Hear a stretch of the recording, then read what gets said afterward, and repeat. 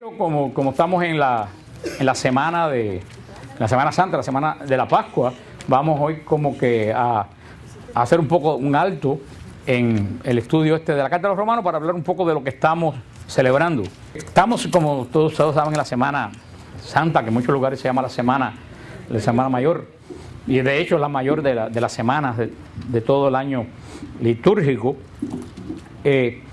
Hay un rabino del siglo XVIII que una vez le preguntaba a un cristiano que por qué los judíos no tenían un catecismo como tenemos los católicos, que tenemos el catecismo de la iglesia, que es un resumen de qué, de todo lo que nosotros creemos, resumido por tópico. Le preguntaban a este rabino que por qué los judíos no tenían eso, ¿no? Y él dijo: nosotros no tenemos catecismo porque nuestra liturgia es el catecismo. O sea, la fiesta judía, decía él, es nuestro catecismo. Para entender la fe no hace falta estudiar la fe, sino seguir solamente el ritmo de la liturgia judía. De la judía tienen el Yom Kippur, la Pascua, y yo pudiera decir que exactamente la Iglesia Católica, una persona que no lee el catecismo, si siguiera de verdad la liturgia de la Iglesia, conocía totalmente la fe si la siguiera verdaderamente.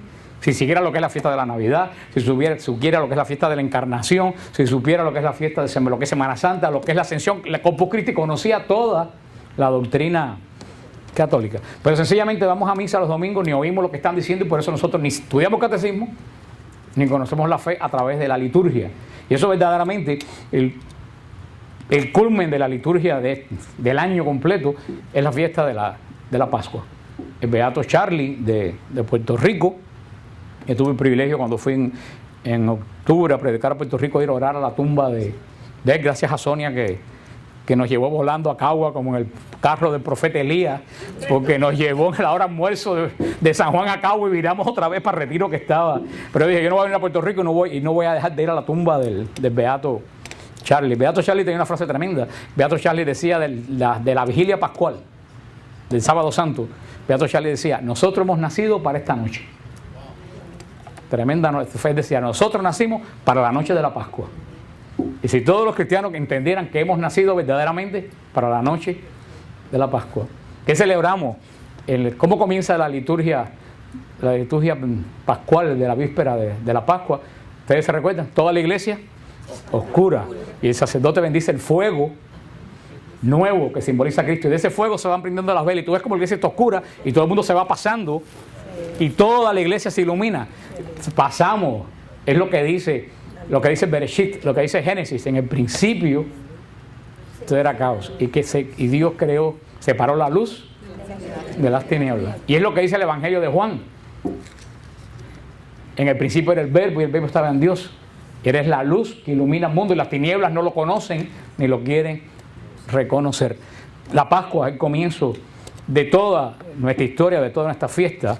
Y nosotros también, y este año tenemos también la coincidencia que coincide la Pascua judía con la Pascua católica. Mañana es víspera de la Pascua judía. Por eso, si ustedes salen mañana, miren la luna, para que vean una luna nueva grandísima. ¿Por qué? Porque originalmente el Señor a través de Moisés determinó que la primera luna nueva de la primavera fuera la fiesta de la Pascua. Ahora, producto de que los judíos ligaron tres fiestas que vamos a ver ahora, ligaron la fiesta de la Pascua, la fiesta del pan sin levadura y la fiesta de las primicias. Ahora la fiesta de la Pascua la miden los judíos por la cosecha de la cebada de Galilea, porque ellos presentan los primeros frutos de la cebada. Por eso que ven que hay veces que la Pascua judía cae un poquito después, y otras veces coinciden como este año, porque la iglesia sigue la forma tradicional judía, que es la primera luna nueva de la primavera. Cuando ustedes miren el jueves, vayan el jueves santo a la iglesia, miren la luna para que vean que es la luna de la Pascua, la luna que vienen contemplando millones y millones de creyentes desde la época de Abraham y de Moisés. Por eso, y hemos explicado muchísimo durante todas las veces que hemos hablado de la Eucaristía, hemos hablado de lo que hizo Jesús el jueves santo. Yo no se lo voy a repetir porque lo hemos repetido montones de veces, una clase muy larga. Si alguien no ha oído la clase de lo que hizo Jesús el jueves santo, allá atrás están los CD, que se llama La Pascua Eterna.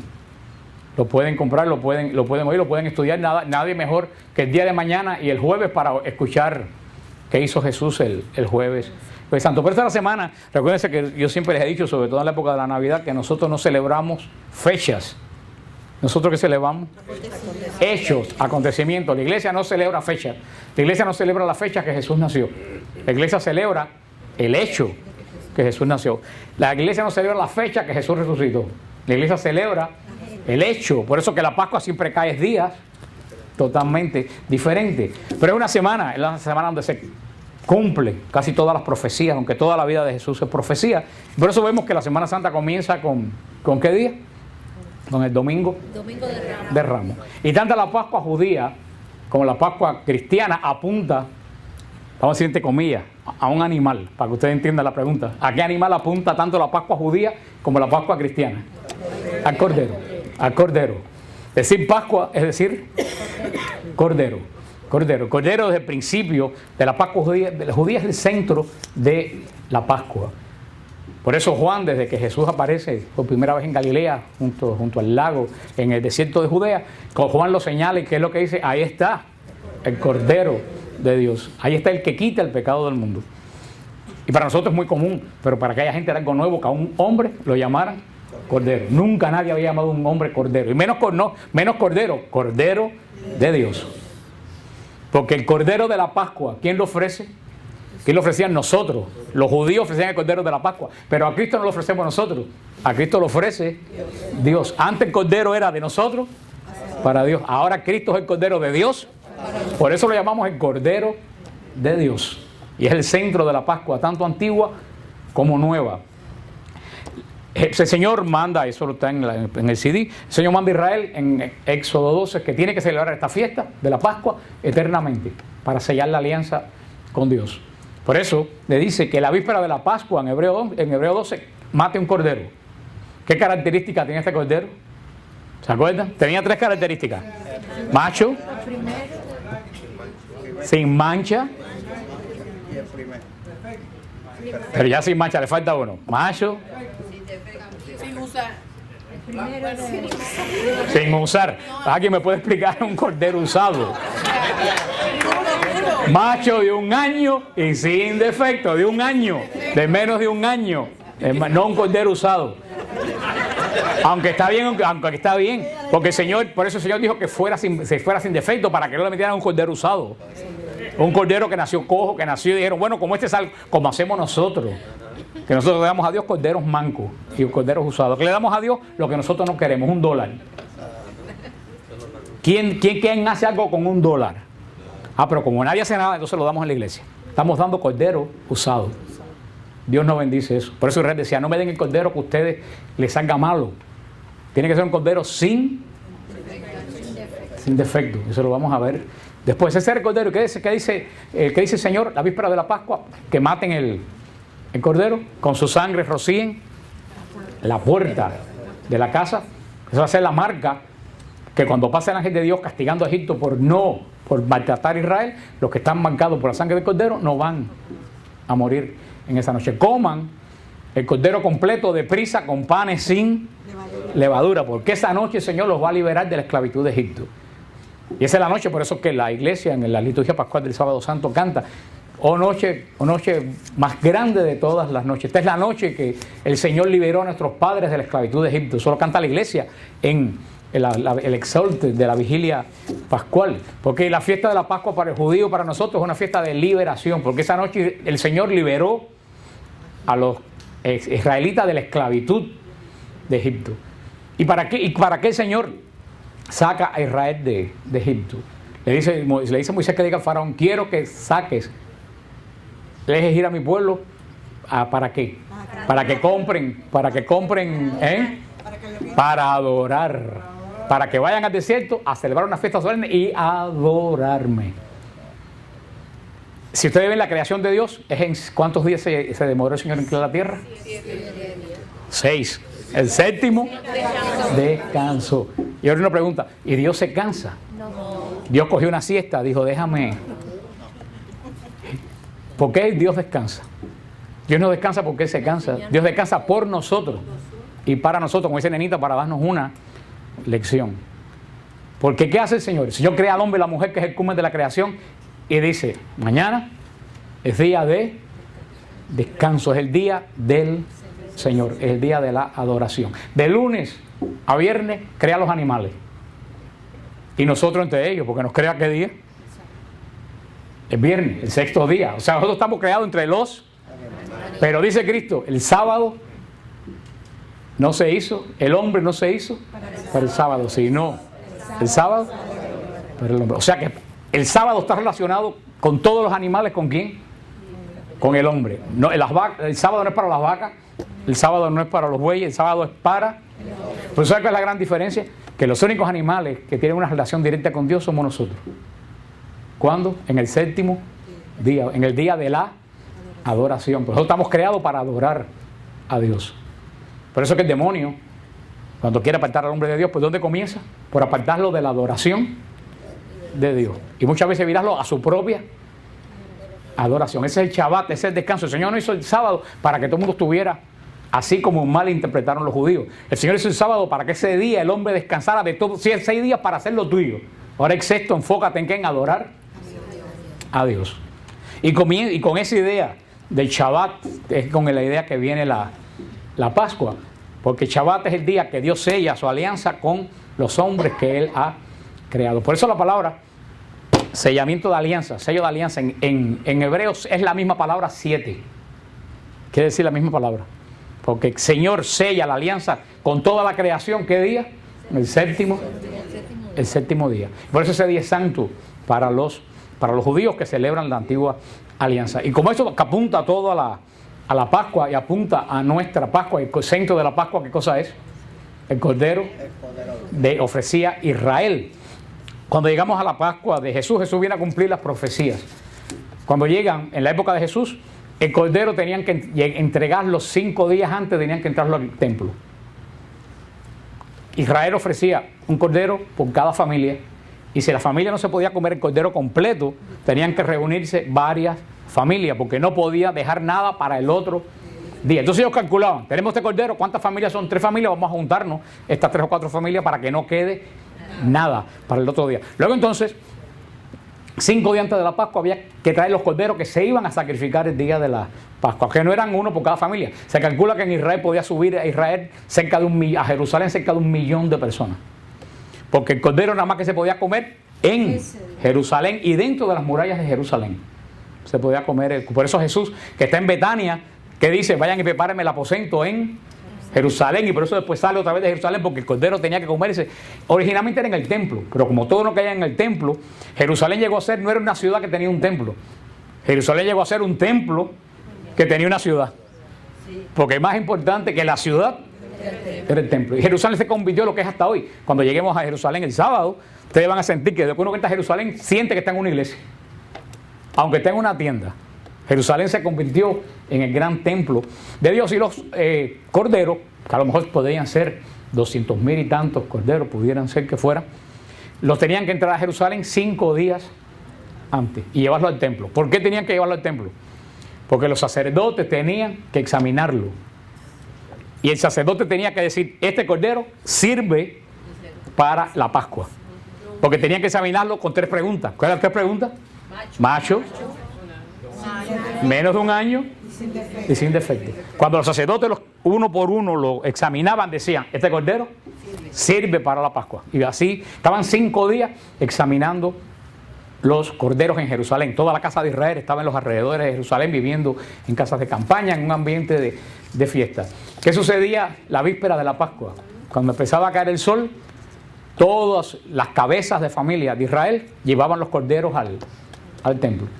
Y como eran tantísimos, se hacía en 3 tandas. Acuérdense, la explanada del templo tenía el tamaño de 4 estadios de fútbol.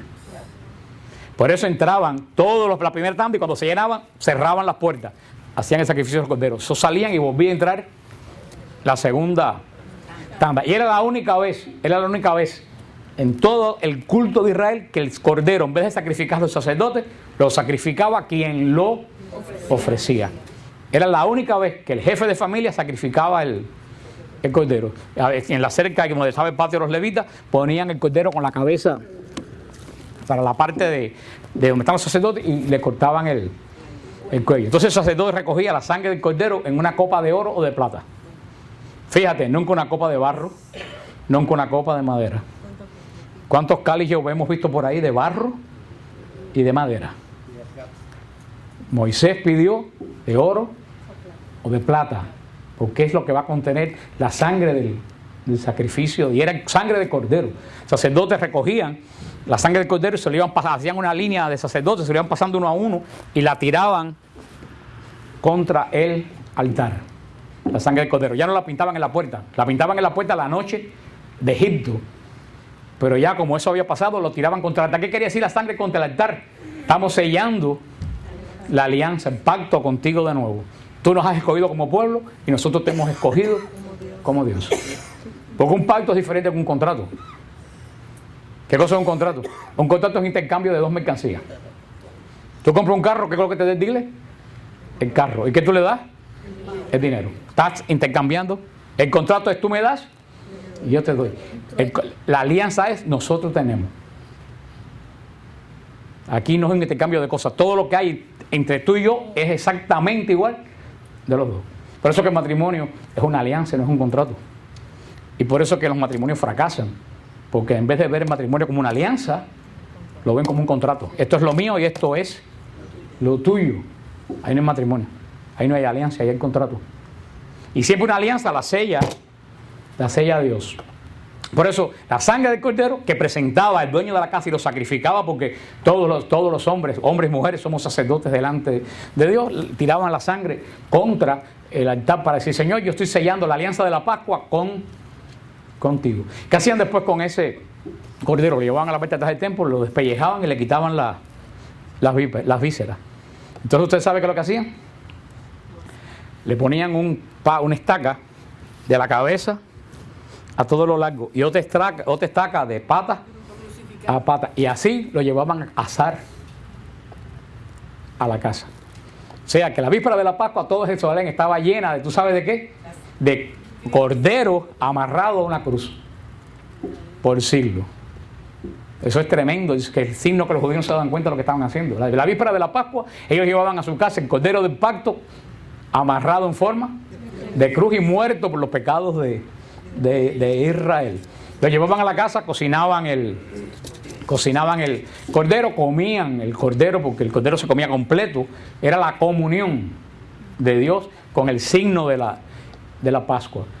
Eso se acababa el día de la Pascua, era el día solemne, el día más solemne de todo Israel. Nace y vive para el día de la Pascua. Sin Pascua no se concibe a un judío. Puede no haber Hanukkah, puede no haber Sukkot, pero sin Pascua no se concibe el judío no puede pensar que vive sin celebrar la Pascua. Al día siguiente del día de la Pascua era el día de los panes sin levadura. Era el día que Israel empezaba a comer 7 días pan sin levadura. Era una fiesta, había un sacrificio también. Era el día. ¿Y cómo le llamaban los judíos al pan sin levadura? Esa fiesta le decían el pan de la aflicción. De la aflicción. ¿Por qué le llamaban el pan de la aflicción? Porque ellos hicieron ese pan mientras que estaban sufriendo una terrible esclavitud en Egipto. Era el pan de la aflicción, pero al mismo tiempo le decían el pan de la esperanza, porque a pesar que fue un pan que se hizo en aflicción, esa noche iban a ser liberados, y por eso es que no le pudieron echar levadura al pan, porque la levadura, yo no sé hacer pan, pero cuando se le echa la levadura al pan hay que esperar un tiempo que el pan crezca, y Israel no podía esperar porque el Señor le iba a liberar inmediatamente. Por eso tuvieron que llevarse la masa sin ponerle levadura. Y por eso Israel comía por 7 días el pan sin levadura, para que no se olvidara que el pan que estaban comiendo era el pan de la aflicción y el pan de la esperanza, de la liberación. Por eso siempre los rabinos le decían a Israel que en todas las generaciones ellos tenían que sentir como si ellos hubieran estado esclavos en Egipto. Que no se acordaran que mis bisabuelos estuvieron esclavos en Egipto. Ellos tenían que sentir que ellos mismos habían estado esclavos en Egipto. Eso muchas veces, como la gente, los cubanos, los venezolanos, la que están con esa experiencia, que muchas veces le digamos a los hijos: no, tú tienes que pasar por lo que nosotros pasamos. Eso es lo que Israel, por eso Israel tiene un sentido tan grande de libertad. Y esa fiesta del pan sin levadura, eso es muy interesante. También porque el pan sin levadura, porque para que el pan crezca, la levadura corrompe, fermenta el pan. Es un conato de qué cosa? De corrupción. Y yo me enteré cómo la levadura fermenta en pan el otro día. Ustedes no saben cómo la levadura... ayer en la noche yo lo expliqué a una persona y dijo, más nunca en mi vida como pan. Porque la levadura tiene una bacteria que no es mala, no una bacteria que se come el azúcar del trigo y echa unos gases. Y ese gas de la levadura es lo que hace que el pan no echa peste. Es un gas inodoro. O sea, la levadura, la bacteria se come y hace puff y echa su gas y eso hace que el pan crezca. Por eso en la Pascua tampoco tiene levadura. Porque nada puede conocer todo en Israel. Porque Israel prohíbe todo lo que es corrupción, todo lo que se corrompe, porque todo lo que se corrompe es opuesto a Dios, porque Dios es el que jamás conoce la corrupción. Pero es una fiesta muy significativa, la del sábado. Ahora hay una coincidencia, sí, yo se lo he explicado a ustedes muchas veces. Para nosotros el sábado es el día que está después del viernes, pero para el judío no. Para el judío el sábado es el día que está después del viernes, pero para el judío sábado es cualquier día de fiesta del Señor. Mañana, ¿qué día comienza en Israel mañana? La Pascua. ¿Qué día es mañana? Miércoles, pero para Israel es sábado. Shabbat es cualquier día de fiesta al Señor. Ahora cuando una fiesta, un Shabbat, caía un sábado, era un doble Shabbat, porque era la fiesta y porque era el sábado. Le decían el Shabbatón, que usted sabe cómo se dice en hebreo, cómo se traduce Shabbatón en hebreo. Sábado Santo. Sábado Santo, quiere decir Shabbatón. Sábado Santo. Pues ahora vamos a mamar todo este muñeco. ¿Y qué venía después de la fiesta del pan sin levadura? La fiesta de los primeros frutos, la fiesta del Bikurim. Son 3 fiestas seguidas: Pascua, un día, al día siguiente la fiesta del pan, y el tercer día la fiesta de los primeros frutos. Por eso que coincide con la colecta de la cebada en Galilea, que yo les expliqué. Ese día decía Israel, tú no puedes comer ni pan con levadura, ni puedes comer nada hasta que tú no ofrezcas lo primero que tú tienes al Señor. Por eso Israel no tocaba la cosecha hasta que no se llevaba lo primero de la cosecha, y los primeros corderos nacidos en ese día se llevaba al templo. Después que se le ofrecía a Dios, ellos podían comer de la cosecha y de la manada. Y esto es muy interesante, hermano, también para nosotros. ¿Tú sabes qué quiere decir eso? Tú dices, todo lo que tengo, Señor, yo te lo doy. ¿Tú sabes lo que quiere decir? Que yo estoy seguro que lo otro viene porque tú me lo vas a dar. Hoy en día nosotros no tenemos esa confianza en Dios. ¿Qué le damos a Dios? Lo que a mí me sobra. Y por eso nunca somos bendecidos. Entonces cuando Dios bendice, mira, Señor, lo que tengo, te lo doy con la seguridad de que tú vas a proveer el resto. ¿Se recuerda qué pasaba con el maná que se guardaba para el día siguiente? Se podría. Tenemos nuestras casas llenas de cosas podridas. Que nos sobran, que tenemos guardadas, por si acaso. Por eso los más sabios son los que cogieron su dinero y se van mañana a Israel. Hermano, eso es lo que da la primera. Señor, yo te doy lo que tengo con la certeza absoluta que el resto me lo das tú. Por eso mucha gente que se apuntó el rey, yo le decía, apúntate, que después que tú te apuntes, el Señor te va a dar lo que te falta. Ya que hay muchos testimonios. Sonia, eso no es. Y no en este viaje, en montones. Cuando tú das el paso en fe, te dices, mira, Señor, yo no tengo más, un ejemplo, calla, cogí el ejemplo de Israel, pero puede ser de cualquier cosa. Señor, yo lo único que tengo es esto. Yo sé que el resto me lo das tú. Hermano, el dinero viene. O lo que sea, o la salud viene, lo que sea viene. Lo que pasa es que lo poco que tenemos, en vez de ser el Señor, lo quiero guardar para tener mi seguridad. Y como es tu seguridad, no es la seguridad de Dios. Ni se crece, ni produce. Pues ese día de los primeros frutos, al amanecer de esa tercera fiesta, subían otro cordero al templo. Pero entonces, como tú sabes cómo lo subían, vestido con cosas de oro.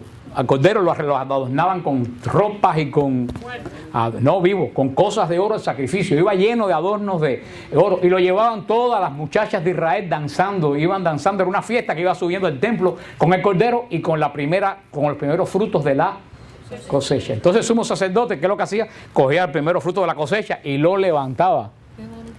Lo levantaba delante de él y decía, mira, Señor, aquí está el primer fruto, el resto va a ser bendición. Ahí comenzaba la fiesta del Omer, que ahí a partir de que el sacerdote levantaba el primer fruto se contaban 7 semanas hasta el día 50, que era la fiesta de toda la cosecha. que era la fiesta de Shavuot, que para nosotros es Pentecostés. O sea, todo eso era la fiesta de la Pascua, una fiesta que se hacía en el templo. Ya muchas de esas cosas no se hacen porque ya no existe el templo. Pero ustedes dirán, bueno, que tiene que ver con la Semana Santa. Tiene que ver mucho porque Jesús viene a cumplir las profecías. Jesús termina de cumplir las profecías un Viernes Santo. Es el culmen de la profecía. Pero lo que le decía, Jesús entra el domingo a Jerusalén el domingo de Ramos. ¿Y qué día yo le dije que había que entrar el Cordero al templo? 5 días antes.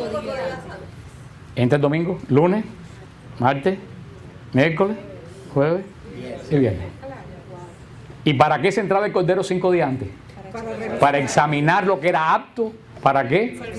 Para el sacrificio. Así que cuando Jesús entra a Jerusalén por la puerta hermosa el domingo de Ramos, están miles de corderos entrando por la puerta de las ovejas al templo. ¿Y qué cordero entraba por la puerta de las ovejas? El cordero de la Pascua. ¿Qué iba a ser? Examinado, aprobado y... Pues en ese mismo momento Jesús entraba por la puerta de... ¿No le dice usted algo eso? Jesús entra a Jerusalén al tiempo que entra el cordero pascual. Y fíjate tú que, y hay un dato aquí muy interesante, Jesús entra montado ¿en qué?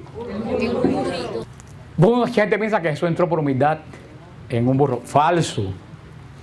Fíjense, los apóstoles hacían algún tipo de manifestaciones extraordinarias de que Jesús era rey o era Mesías. ¿Qué le decía? ¿Qué dijo Jesús cuando la transfiguración? No se lo digan a nadie. ¿Por qué cuando Jesús se monta en el burro en Betfagé, los discípulos se vuelven como locos? Y empiezan a gritar, Hosanna, Hosanna, viene el rey. Jesús no le dijo, y arriba griten, Jesús no se lo dijo. ¿Tú sabes por qué? Porque los apóstoles sabían, nosotros no sabíamos, que los reyes de Israel entraban a ser coronados montados en burro. Los reyes de Israel entraban a Jerusalén a ser coronados no en caballo, en burro. Y hay una profecía del profeta Zacarías que dice, alégrate y salta de júbilo Jerusalén, porque tu rey viene a ti montado en un burro. O sea que cuando los discípulos venían caminando por el Monte de los Olivos y vieron que Jesús le dijo, tráiganme un burro, y se sentó, ¿tú sabes qué hicieron los discípulos? Llegó el reino a Israel. Lo que hemos esperado por miles de años se está cumpliendo hoy. Por eso es que se vuelven como locos, empiezan a gritar, Hosanna al rey. Dijeron, lo que estamos esperando llegó. Y en medio de esa celebración del Mesías de Israel, Jesús entra en Jerusalén al tiempo que entra. ¿Y a dónde se dirige? ¿A dónde se dirige Jesús? Al templo. ¿Y a dónde se llevaban los corderos? Al templo. Ahí empiezan los sumos sacerdotes a examinar el cordero y decir, este cordero sirve para el sacrificio de la Pascua. El Jueves Santo, Jesús es llevado ante el sumo sacerdote. ¿Y qué hace el sumo sacerdote? Lo interroga. Lo examina. ¿Y qué es la última pregunta que le hace? ¿Eres tú el rey de Israel? ¿Y qué le dice Jesús? Tú lo has dicho, yo soy. ¿Y qué hace el sumo sacerdote? Se rasga la vestidura y dice, reo es de muerte. El sacerdote declara a Jesús apto ¿para qué? Para el sacrificio. Si el sacerdote no declara el cordero apto para el sacrificio, el cordero no puede ser sacrificado. Mirando como toda la escritura se va cumpliendo en Jesús, todo del cordero pascual se va cumpliendo. Y siempre le he explicado a usted qué fue lo que entendió el sumo sacerdote que usted y yo no entendemos. Porque el sumo sacerdote le hace una pregunta a Jesús, ¿eres tú el rey de Israel? Y si hace esa pregunta, el sumo sacerdote tiene que esperar que solamente pueda haber dos respuestas. ¿Sí o no? Él estaba esperando sí o no. Porque él brinca y se rasga las vestiduras sacerdotales, que era lo que las vestiduras sacerdotales representaban la santidad de Dios. Tal como se simboliza cuando el sacerdote se revista para las misas, la santidad, se reviste de la gloria. ¿Por qué se la rasga? Es nada más que en Israel, en los últimos 2000 años, nada más que se recuerda una sola vez que un sumo sacerdote después de Cristo se haya rasgado fue un rasgamiento simbólico. Fue cuando la loca esta, hija de Yael, la hija de Moshe, Dayan, dijo que David era amante del rey Saúl en el parlamento. Y se pararon los cohenín, los sacerdotes, y se rasgaron la ropa. Pero esto fue más grande porque no fue un sacerdote cualquiera, fue el sumo. Solamente se rasgaban la vestidura cuando oían una blasfemia muy grande. El sumo sacerdote, oyó de Jesús lo que nunca en su vida pensó que iba a escuchar. Él le preguntó, ¿eres tú? Te pregunto por el nombre del Dios vivo. Puso a Jesús bajo juramento. Jesús tenía que decir la verdad o estaba pecando, porque estaba bajo juramento. ¿Eres tú el Mesías? ¿Y qué le contestó a Jesús? Yo soy. Lo que nosotros entendemos que lo que el sumo sacerdote oyó fue lo que Jesús le dijo, lo mismo que Dios le dijo a Moisés en la zarza. Yo soy el que soy. Y el sumo sacerdote dijo, no, espérate, este no dice que es el Mesías, este está diciendo que es Dios y que fue el que habló con Moisés. Y Jesús se lo dijo a los discípulos, antes que Abraham fuera, yo soy. Las palabras que nada más que se decía el día del sacrificio, el día de Yom Kippur, que la gritaba el sumo sacerdote, yo soy el que soy, Jesús se las dijo al sumo sacerdote. Por eso que el sumo sacerdote dio un brinco que dijo, este hombre se ha proclamado el Dios de Israel. Y no solamente el Dios de Israel, el que habló con Moisés en la zarza. Por eso dijo, reo, ya es apto para el sacrificio. Al día siguiente, que era la víspera de la Pascua, porque la Pascua cayó de viernes. Acuérdense que los días judíos van diferentes que nosotros. Los días judíos van de caída del sol a la caída del sol, no de 12 de la noche a 12 de la noche. Por eso los días judíos van desfasados de los nuestros. Por eso Jesús adelanta la cena pascual para el jueves santo. Que yo le he explicado a ustedes que se podía adelantar. Lo que cuando se adelantaba no había cordero, porque el cordero solamente se podía matar la víspera de la Pascua. Eso está en el CD de la cena, lo que hizo Jesús en el año 33. Por eso muchos elementos a nosotros se nos pierden en la cena pascual. Cuando Jesús coge el cáliz y dice, este es el cáliz de la alianza nueva y eterna que será derramada por ustedes. Nosotros decimos, ay, qué lindo, pero esas no eran palabras de la Pascua, de la celebración de la Pascua. ¿Qué tenía que decir Jesús cuando levantaba el cáliz en ese momento? Baruch atah Adonai Eloheinu melech holech Jerusalem. Bendito sea Dios por que crea este vino fruto del trabajo del hombre. Y Jesús, ¿tú sabes lo que dice Jesús? Jesús dice las palabras que decía el sacerdote cuando tiraba la misma copa de oro contra el altar. Jesús usa en la Pascua las palabras del sacrificio. Dice, esta es la sangre de mi alianza nueva y eterna. Jesús dice, esta sangre que está aquí es la que por miles de años Israel ha tirado contra. ¿Y era sangre de quién? Del Cordero de la Pascua. Fíjate como todo, yo digo que si alguien quiere inventar el Evangelio, ni con la computadora de la Unión Europea puede sellar todas las cosas que están enganchadas de miles de detalles. Es una cosa impresionante los miles de detalles que están enganchados en el Evangelio. No hay mente humana que pueda armar un muñeco dentro de tantísimo detalle. Por eso Jesús sella la alianza, la Eucaristía. Él ocupa el lugar del Cordero. Por eso esta es mi carne. ¿Qué carne comían los judíos? La del Cordero, completo. No era un Cordero simbólico, era el Cordero verdadero. Por eso dice, esto es mi carne. Jesús es el verdadero Cordero de la Pascua. No es un símbolo, es verdadera y real la presencia de Jesús en el forma de pan y forma de vino. Pero como no estamos hablando de la Eucaristía, eso es el Jueves Santo, estamos en el viernes. Por eso que Jesús sube la cruz a las 3 de la tarde del Viernes Santo. ¿Por qué? Porque a ese momento, a la caída de la tarde, es cuando comenzaba en el templo, ¿qué cosa? El sacrificio del Cordero Pascual. Si ustedes ven la maqueta de Israel, y cuando vamos a Israel, ustedes se dan cuenta que el Calvario no está muy lejos del templo. Eran 2 colinas. Pero Jesús de lo alto del Calvario estaba viendo el templo a unas cuantas cuadras. O sea, Jesús oyó cuando tocó el shofar y comenzó el sacrificio del Cordero Pascual. Por eso en ese momento, cuando comienza el sacrificio del Cordero Pascual, Jesús dice las famosas palabras que hemos estudiado que están conectadas con la última cena. Todo se ha cumplido. Se cumplió todas las profecías de la Escritura. Jesús muere en el momento que muere el Cordero Pascual de Israel. ¿Cómo muere? En una cruz, tal como amarraban al Cordero de la Pascua. Sella el pacto de Dios con el hombre. A partir de ese momento ya cae el día, comienza el segundo día. Ponen a Jesús corriendo en la tumba. ¿Qué fiesta comienza después de la fiesta de la Pascua? La fiesta del pan sin levadura. ¿Cómo se llamaba cuando esa fiesta o cualquier fiesta caía un sábado? Sábado Santo. ¿Cómo se llama el día que le sigue al Viernes Santo? Sábado Santo. Fíjate como en nuestra liturgia todos llevan el mismo ritmo de Israel. ¿Y qué se comía ese día? Pan sin levadura. El pan que no ha conocido la corrupción. Jesús es puesto en el sepulcro y no va a conocer la corrupción, porque va a resucitar antes de corromperse. ¿Qué cosa era el pan sin levadura? El pan de la aflicción. Jesús es nuestro pan de la aflicción. Porque cuando tú comes la Eucaristía, tú estás comiendo el pan, la carne sacrificada, la carne de la aflicción, no mía, de la aflicción ¿de quién? De Jesús, que fue afligido por nuestros pecados, pero al mismo tiempo es el pan también ¿de qué? De la esperanza, es el pan de la resurrección. Pero fíjate como toda esa fiesta va ligada también, la fiesta del pan sin levadura, va ligada a la fiesta del sábado santo, cuando Jesús está en el sepulcro, pero no conoce la corrupción. Y al día tercero por la mañana, temprano, ¿qué es lo que subían al templo? Un cordero, pero ¿cómo? Adornado. Era día de fiesta, entre cánticos de las doncellas de Israel, subían al cordero con los primeros frutos. ¿Y qué hacían con los frutos? Hermano, en el momento que el cordero con las muchachas de Israel iban subiendo al templo al amanecer entre cantos y fiestas, Cristo se levantaba de entre los muertos. El cordero lleno, vestido de gloria, como el cordero que llevaban ese día, se levanta de entre los muertos. Fíjate como todo lo que ha hecho Jesús en toda la Semana Santa es cumplir todas las escrituras y las fiestas la fiesta judía. En ese momento, Jesús es la primicia de toda la cosecha. ¿Quién es la cosecha?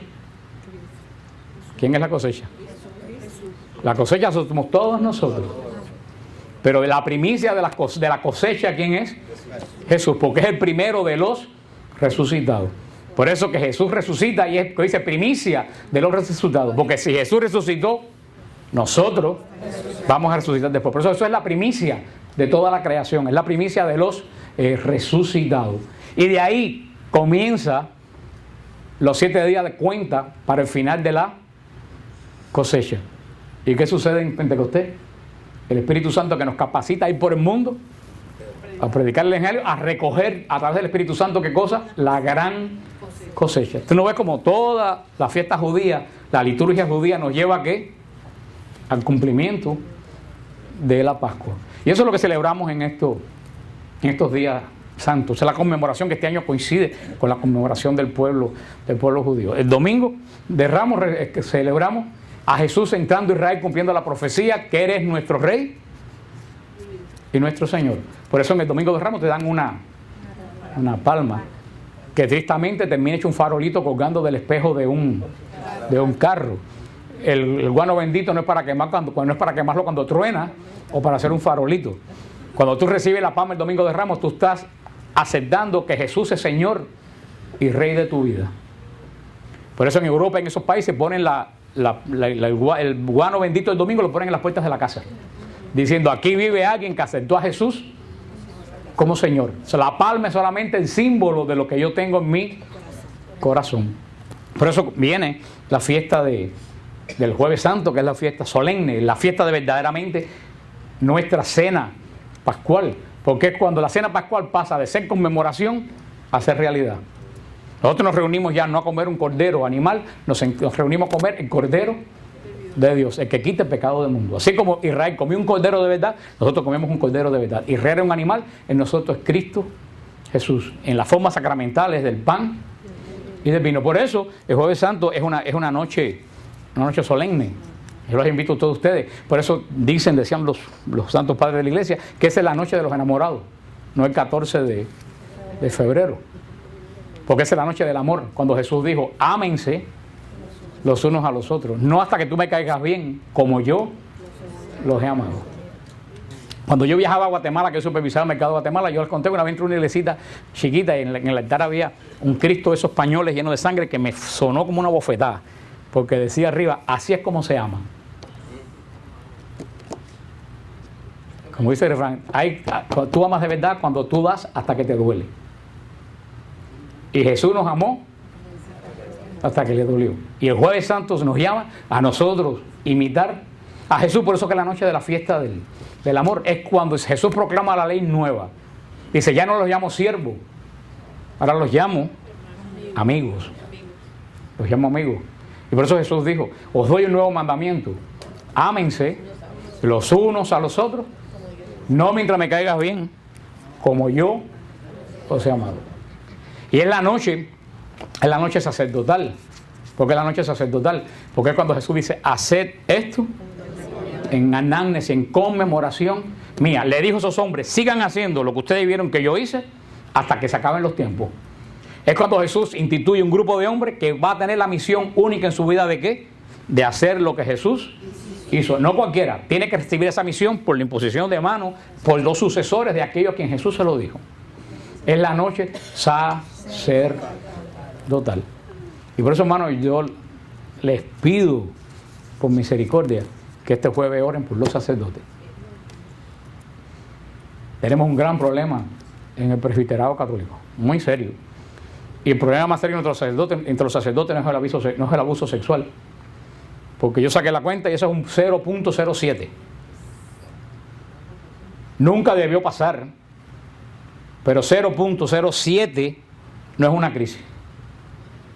Son unos cuantos sinvergüenzas que se colaron. El problema en el sacerdocio católico es mucho más profundo que eso. Pero no resolvemos nada con estar hablando. Ay, ¿viste lo que hizo el padre fulano? ¿Viste lo que...? Hay que...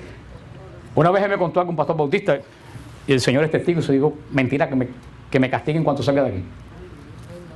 Para que vean que yo no invento cuentos para asustarlos a ustedes. Esto me lo dijo a mí un pastor bautista, que no es católico, hace muchos años.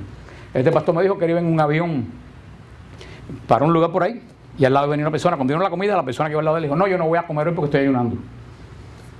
Y el pastor dijo, wow, porque no estaba vestido pastor, no, dijo, le preguntó, ¿de qué iglesia tú eres? Y él le dijo, no, yo soy de la iglesia satánica. Y él le dijo, ¿y cómo que tú ayunas? Dice, sí, nosotros ayunamos tal día, creo que son los miércoles, para que el Señor haga caer a los sacerdotes de la iglesia católica. Eso fue hace como 10 años que a mí me dijeron eso. Así que los satánicos ayunan para que los sacerdotes caigan y nosotros no oramos para que los sacerdotes sean santificados. Esto es una batalla muy desnivelada. Tenemos que orar por los sacerdotes. Tenemos que empezar específicamente. A mí me escribió un sacerdote que es santo de la Argentina y me dijo, Fran, por favor, el jueves santo, ora por nosotros. Así que le pido a ustedes que este jueves santo oremos todos para que el sacerdote sea configurado a Cristo, pastor de la Pascua. Eso es lo que celebramos jueves santo, el día del amor, el día del sacerdocio, el día de la entrega, cuando ya Jesús no tenía más nada que dar y se dio a sí mismo. De ahí comienza la noche del jueves santo, que para mí, antes de la vigilia pascual, es una de las noches más bonitas del año. Y tú sabes, la noche del jueves santo, lo que a mí me retumba continuamente en la cabeza, no han podido velar conmigo ni una hora. El año pasado tuvimos una bendición tremenda. Estaba Marta María, estaba Mildred, Rubén, ¿quién más estaba? Sonia, ¿a quién más se me fue? José, Fidel, Olguita. Tuvimos jueves santo en Getsemaní por la noche. Tuvimos una asamblea de oración al lado de la iglesia del Getsemaní con el padre Francisco. Estuvimos orando y orando y orando toda esa noche que Jesús dijo, ni siquiera una hora, en el mismo lugar donde Jesús lo dijo. Es una de las grandes, hoy viendo aquella iglesia abarrotada de árabes que no se podía caminar cantando, y después salió una procesión de árabes con antorcha que subió por el Monte de los Olivos para algo verdaderamente impresionante. Pero desde que esa noche, el jueves santo, le digo, si usted, el Santísimo está expuesto, están en todos los monumentos hasta las 12 de la noche. Vayan a Siervo de Cristo Vivo, está también hasta las 12. Vayan esa noche, después de misa, no se vayan para casa, vayan al Santísimo y recuerden las palabras de Jesús. En esta noche que la dijo, ni siquiera una hora ustedes han podido velar, estar despiertos con Él. Yo digo que es una noche para recibir bendición. Es una noche de las noches para poder orar acompañando a Jesús. El Viernes Santo es el día del sacrificio del Cordero. Y no es un día de andar con cara de que se te murió la abuela que querían mucho. Pero tampoco es un día de rumba. Porque hay un pastor que decía, no, yo el Viernes Santo me he visto de rojo y bailo una rumba, porque ese día Jesús me liberó. Sí, Jesús te liberó, pero viene la pregunta, ¿pero a qué precio? ¿Pero a qué precio? Y lo mejor de caso no es el precio, porque fue que los judíos clavaron a Jesús en la cruz. Cada vez que nosotros pecamos, clavamos a Jesús de nuevo en la cruz. Así que ese precio no lo pagó, ¿en qué momento lo sigue pagando? El Viernes Santo es un día que, si bien no es como antiguamente, que todo el mundo se ponía de negro, pero tampoco es un día de fiesta. Como la iglesia lo define bien claro, el Viernes Santo es un día solemne. Es un día que tú estás con la boca abierta por lo que pasó ese día. Wow, este día, el que no cabe en el universo, sufrió y murió en la cruz, ¿por quién? Por cada uno. Acuérdate lo que decía la cruz de Guatemala. Así se ama. Es el día es el día que nosotros nos sentimos impresionados de lo que Jesús tuvo que sufrir por culpa de ¿quién? Por culpa de cada uno mío. Pero al mismo tiempo es un tiempo de alegría, porque sabemos, si Jesús murió, lo dice el profeta Isaías, en sus llagas hemos sido salvados. En las llagas de ese Jesús del Viernes Santo está toda nuestra salvación. O sea que es un día solemne, es un día de oración, es un día de ayuno. Si toda la iglesia ayunara, tú te imaginas que el Viernes Santo 1,5 billones de cristianos oraran en el mundo al mismo tiempo y oraran. Hermano, el mundo tenía que cambiar. El mundo tenía que cambiar. Es un día de oración, es un día de ayuno, de revisión de nuestra vida. Al día siguiente, el Shabbatón, el sábado santo. ¿Qué es lo que recordamos? El tiempo que Jesús permanece en la tumba, sin conocer la corrupción, el pan de la aflicción, pero el pan de la esperanza. En ese día es cuando se cumple lo que dice el credo de los apóstoles: descendió a los infiernos. Que la palabra no es el infierno del diablo, es el lugar de los muertos, en griego el Hades. Ese día que dice el apóstol Pedro, que cuando Jesús muere, el alma de Jesús desciende al lugar donde estaban todas las almas que esperaban el día de la redención. Jesús sigue el proceso de todo hombre. Pero ¿qué hace Jesús en ese lugar? Se va a estar todo el tiempo mirando el reloj. Me faltan 22 horas para poder resucitar. ¿No dice San Pedro que Jesús va a predicar el evangelio a esa gente que están esperando el día de la resurrección? ¿Qué pasa? Los israelitas oyeron la predicación por 3 años. Nosotros hemos dado la predicación, pero esas almas de los justos que estaban esperando el alma de Abraham, de Moisés, no habían escuchado la buena nueva. Y Jesús se la va a dar en 3 días. Porque ya es en forma espiritual, ya no es en forma... Porque acuérdense que los espíritus viven fuera del tiempo, lo que yo les expliqué. Por eso Jesús le predica la buena, para que ellos supieran en el momento que subieran al cielo lo que había sucedido, lo que la buena nueva que él había traído. Eso es lo que hay que decir, descendió a los infiernos. Y al tercer día, porque fíjate, nuestros protestantes, amigos, hermanos protestantes, tienen mente humana. Y como mente humana tienen mente, bueno, aparte de chiquita, muy chiquita, mente cronometrada. Entonces todos ellos lo miran por versículos y todo tiene que estar escrito, y Dios no es Dios de versículos. Y te dicen, Jesús no puede haber muerto el Viernes Santo porque son tercer día, 24 horas y 24 horas. Son 72. Así, el Hijo del Hombre está en la tumba. Pasó 24, me quedan.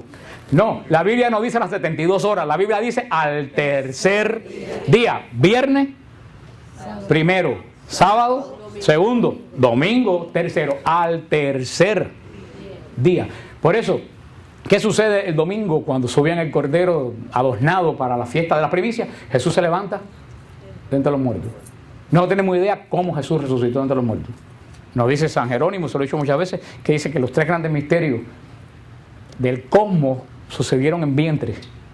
Cuando él dice vientre, quiere decir en un lugar escondido, cerrado. Dice, la encarnación en el vientre de María, el nacimiento, la natividad en el vientre de la noche, metido dentro, y la resurrección en el vientre de la tierra. No sabemos, pero lo que tiene que haber pasado en la tumba de Jesús es algo tan poderoso que todavía tú entras a la tumba de Jesús y tú sientes que el mundo entero se te va cuando tú entras ahí. ¿Por qué? Porque Jesús dio la última batalla que le quedaba por dar.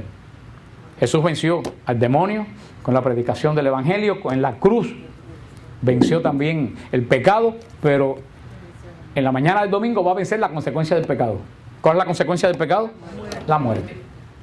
No sabemos qué batalla dio Jesús contra la muerte, porque ahí nadie lo ayudó a resucitar. Él mismo es la única persona que ha vencido a la muerte. Jesús da la gran batalla contra la muerte y resucita. Mira tú qué clase de batalla. También no solo fue una batalla espiritual, fue una batalla física. Porque fíjate que esa materia que estaba muerta se transforma en materia otra vez, pero no materia como la que era antes. Un misterio. Pero tan es así que tenemos el tremendo testimonio de la sábana de Turín.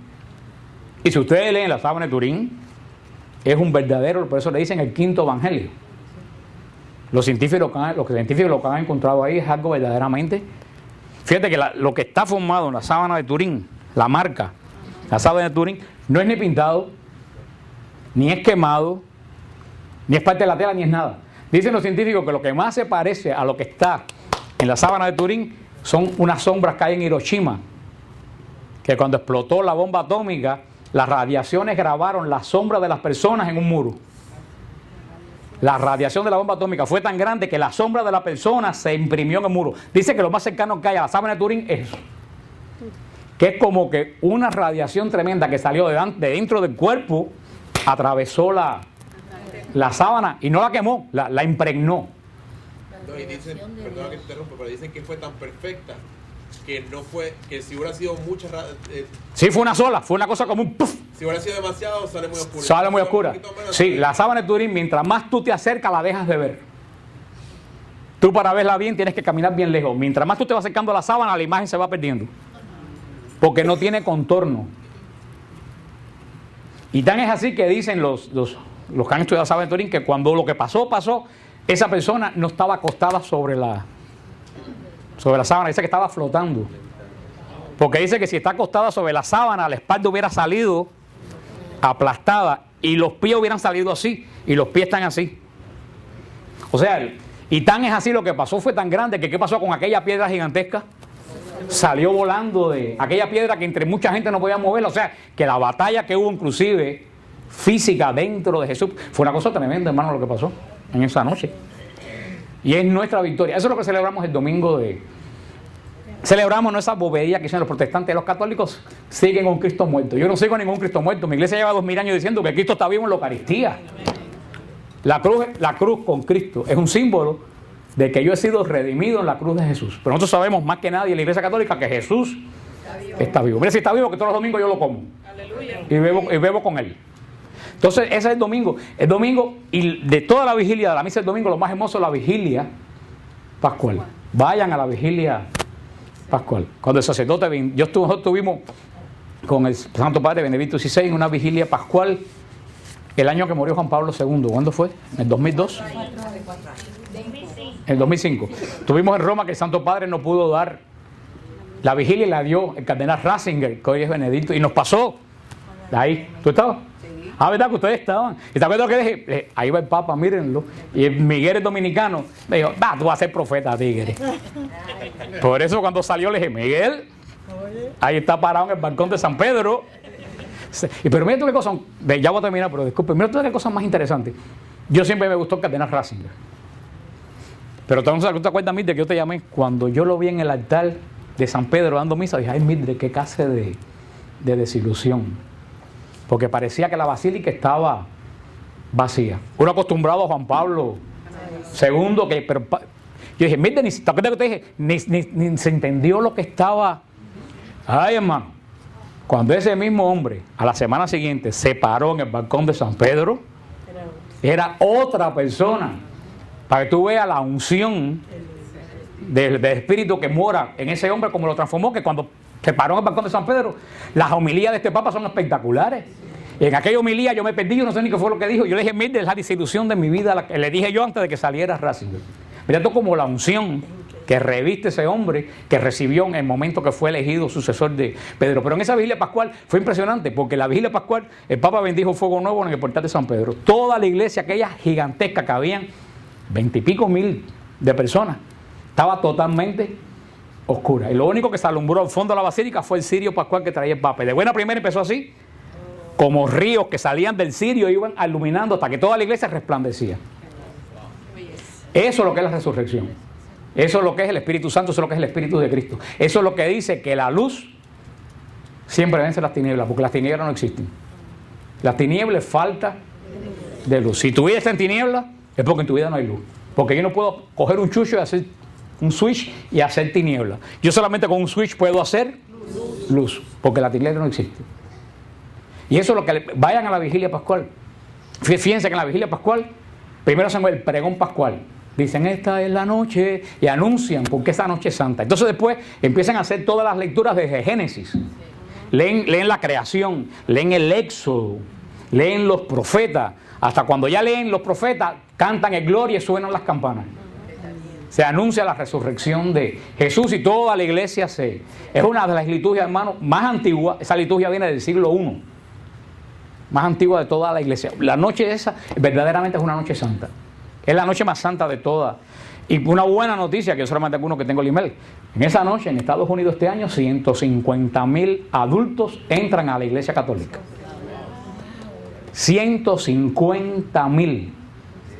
De ellos 49.000 son bautizados, que vienen del paganismo, pero el resto vienen de religiones protestantes, que han aceptado 100 y pico mil, han aceptado libremente la Iglesia Católica. Y dicen las estadísticas que en Alabama, en Birmingham, tuvieron que hacer el turno de presentación de los candidatos al obispo en 3 turnos, 3 días, porque no cabían.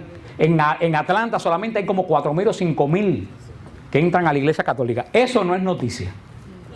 Eso, ahora un cura de 91 años, en un pueblo perdido por Texas, en el año 32, dice alguien que metió la pata y es noticia en todos los Estados Unidos. Eso no es noticia, porque es buena noticia. Pero en esta noche de la Pascua vamos a orar por eso. Eso en Estados Unidos nada más. Ahora cuando tú sumas África y toda la iglesia, ¿cuántos miles de miles en esa noche? Entre ellos en este año va a entrar a la Iglesia Católica Ned Gingrich, el que era el jefe de la Cámara de Representantes de Estados Unidos, uno de los senadores. Podrá ser o no simpático a quien ustedes quieran, a mí me es extremadamente simpático, porque hoy en día los que son conservadores no caen simpáticos, cae simpático la... No, señor, no lo voy a decir. Bueno, aunque no sea simpático, es una persona importante que entra en la iglesia.